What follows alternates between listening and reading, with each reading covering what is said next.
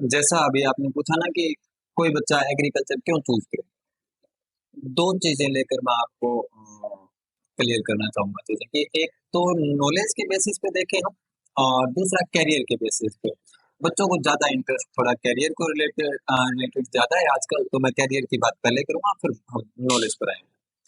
Career में ऐसा है कि सबसे पहले तो हमें एक चीज समझनी होगी, गवर्नमेंट जब कोई भी डिसीजन लेती है ना, वो गवर्नमेंट में बहुत बुद्धिजीवी काम करते हैं, नेता नहीं होते, सिर्फ बहुत बुद्धिजीवी है जो एग्रीकल्चर सेक्टर में जितने भी गर्ल्स हैं उनको प्रमोट करने के लिए वो बोलते हैं कि आपको 30,000 स्कॉलरशिप दिया जाएगा। एंड इवन द गर्ल्स और boys enter in ICR colleges, तब भी वो स्कॉलरशिप जारी रहती है और आपकी फीस लगभग जीरो के बराबर लगती है। एक तो स्कॉलरशिप 11th 12th में लड़कियों को 30,000 स्कॉलरशिप, और ये बहुत आउटस्टैंडिंग स्टेप है एग्रीकल्चर को प्रमोट करने का। और जो चीज गवर्नमेंट प्रमोट करना चाहती है वो आगे फुल्ली ग्रो करती है। दूसरी चीज है कि अगर मैं इनकी बात करूं कंपटीशन की, जैसे एग्रीकल्चर के बाद में सीयूईटी जेट जैसे एग्जाम्स होते हैं, तो इनमें कंपटीशन दूसरी स्ट्रीम्स के कंपैरिजन में सबसे कम कंपटीशन है। लाइक आप देखें सीयूईटी के अंदर जो एग्रीकल्चर के थ्रू बच्चे जा रहे हैं, उसके बाद में जेट में 35-40 हजार बच्चे हर साल एग्जाम देते हैं। Then the ratio of successful students agriculture sector में ज्यादा है, बहुत ज्यादा है, ज्यादा तो क्या बहुत ज्यादा। तीसरी चीज आती है कि आप कोई भी बच्चा जब स्ट्रीम सेलेक्ट करता है तो उसके सामने क्या क्या ऑप्शंस होते हैं। जैसे आपने 10th किया, 11th में एग्रीकल्चर चूज किया, 12th में एग्रीकल्चर है, और 12th के बाद में आप ऑप्शन देखते हैं क्या ऑप्शन है। मैं ये आपको क्लियर करना चाहता हूँ कि एग्रीकल्चर सिर्फ एक ऐसी ब्रांच है जिसमें आप एग्रीकल्चर सुपरवाइजर, हॉर्टिकल्चर सुपरवाइजर या शुगर केन सुपरवाइजर जैसी जॉब जस्ट 12th करने के बाद में मिले।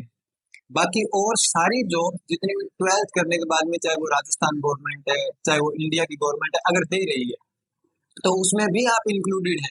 लेकिन सिर्फ और सिर्फ एग्रीकल्चर वाला ये जॉब कर सकता है, ना कि कोई साइंस और आर्ट्स अदर स्ट्रीम्स के जैसे। अब अगर बच्चे के मन में क्वेश्चन ये आता है कि सर मैंने 10th की, 11th की एंड 12th की, अब आगे मेरे पास क्या ऑप्शंस हैं, तो आगे आपको सीयूईटी का यूनिवर्सिटीज एंट्रेंस टेस्ट और जेट राजस्थान के लेवल पर वो क्वालिफाई करना होता है। और उसकी जो बहुत सारी चीजें हैं, लेकिन जो सबसे बेस्ट बात मुझे को लगती है कि आप वर्ल्ड लेवल की एग्रीकल्चर यूनिवर्सिटीज में, like IARI, Indian agriculture research institute, वहां पर जाकर के बच्चा पढ़ता है, वहां पर किस टाइप का इन्वायरमेंट रहता है वो सबसे मेन है। वो बच्चे के जो ओवरऑल डेवलपमेंट होती है ना वहां पर उस इन्वायरमेंट में फॉरेन स्टूडेंट्स के साथ पढ़ने का बच्चे को मौका मिलता है। सबसे इंटरेस्टिंग बात मेरे को यही लगती है। दूसरी चीज है कि बच्चा जब जेट और सीयूईटी का एग्जाम क्वालिफाई कर लेता है, उसको यूनिवर्सिटीज में एडमिशन मिलेगा, उसके बाद में उसकी ग्रेजुएशन कंप्लीट होगी, और ग्रेजुएशन कंप्लीट होने के बाद में वो जॉब्स के सेक्टर में जाएगा। जॉब को अगर मैं दो टाइप में फिर क्लासिफाई करूं, दो भागों में फिर बांटू, तो एक तो प्राइवेट सेक्टर की job and one is government sector की जॉब। गवर्नमेंट सेक्टर में एग्रीकल्चर में सिर्फ एग्रीकल्चर वाला ही जो जॉब कर सकता है वो जॉब मैं मेंशन करूंगा। बाकी बहुत सारे जो अलग एग्जाम्स है, जो आर्ट्स वाला, साइंस वाला, जनरली ग्राम सेवक पटवारी जैसे एग्जाम, वो सारे तो एग्रीकल्चर वाला देगा ही, लेकिन सिर्फ एग्रीकल्चर वाला, जैसे AAO का एग्जाम है, AO का एग्जाम है, एग्रीकल्चर ऑफिसर, ADO है, HDO है, FCI है, IBPS SO है, RADO है, तो बहुत सारे ऑप्शन हैं।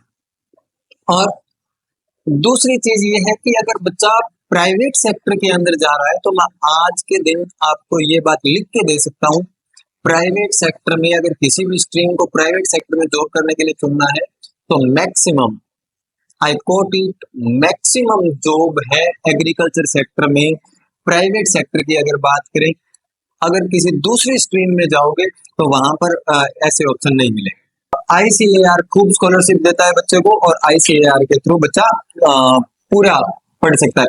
BSc कर लिया आपने, BSc के बाद में जॉब करने का मन नहीं है, फर्दर स्टडीज करना है, you can go ahead with MSc in agronomy, horticulture or whatever subjects you have।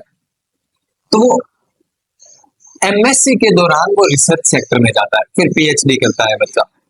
और इस तरीके से ये आगे चीजें रिसर्च सेक्टर में चलती है। लेकिन अगर जॉब के अलावा भी मैं आपको थोड़ी सी और चीजें बताऊं, जैसे बिजनेस, अभी इसी साल 2025 से आईसीआर में पहले ग्रेजुएशन के लिए 13 कोर्सेज थे, अब 14 कर दिए। 14वां जो ऐड किया है वो है एग्रीकल्चर बिजनेस मैनेजमेंट, जो पहले एमबीए के टाइम एबीएम बोला जाता था एग्रीकल्चर में, वो था।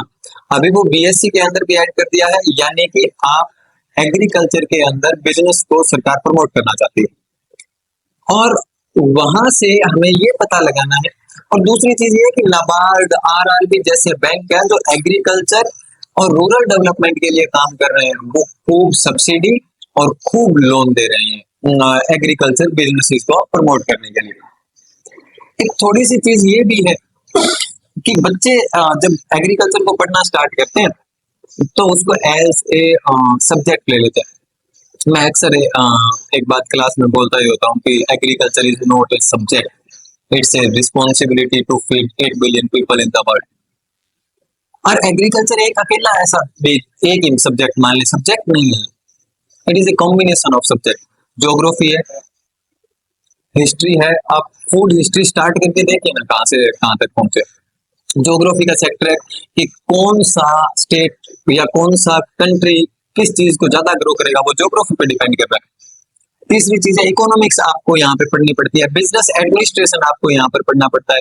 साइंस के जो ब्रांचेज हैं, बायोलॉजी सॉरी स्टेप सब्जेक्ट्स हैं, बायोलॉजी एंड केमिस्ट्री, वो आपको यहाँ पर पढ़ने पड़ते हैं। तो मैं यहाँ से ये कह सकता हूँ कि अगर आप एग्रीकल्चर चूज करते हैं तो आपको आर्ट्स की नॉलेज भी मिलेगी और साइंस की नॉलेज भी मिलेगी और कॉमर्स के सब्जेक्ट्स की नॉलेज भी मिलेगी। एग्रीकल्चर इसीलिए मैंने कहा कि एक सब्जेक्ट से कॉम्बिनेशन।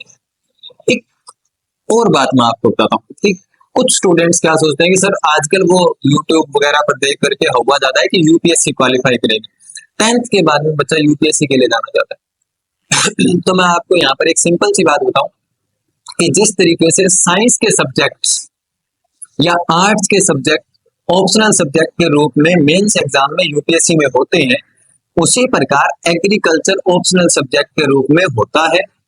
और इसके लिए स्पेशल जैसे आईएएस, आईपीएस, आईआरएस जैसे जो सर्विसेज है, वैसे ही आईएफओएस सर्विस है, इंडियन फॉरेस्ट सर्विसेज, उस सेक्टर में एग्रीकल्चर वाले यूपीएससी के थ्रू जा सकते हैं। आप चाहो तो आईएएस बन सकते हो, आप चाहो आईपीएस। मैं इस बात पर ज्यादा ध्यान नहीं दूंगा, लेकिन स्पेशल जो एग्रीकल्चर वालों के लिए है वो है आईएफओएस, इंडियन फॉरेस्ट सर्विसेज। तो मैं बच्चों को यही कहूंगा कि सबसे ज्यादा तेजी से ग्रो करने वाली branch on the basis of number of students who are joining agriculture, और दूसरा करियर के बेसिस पर, नॉलेज के बेसिस पर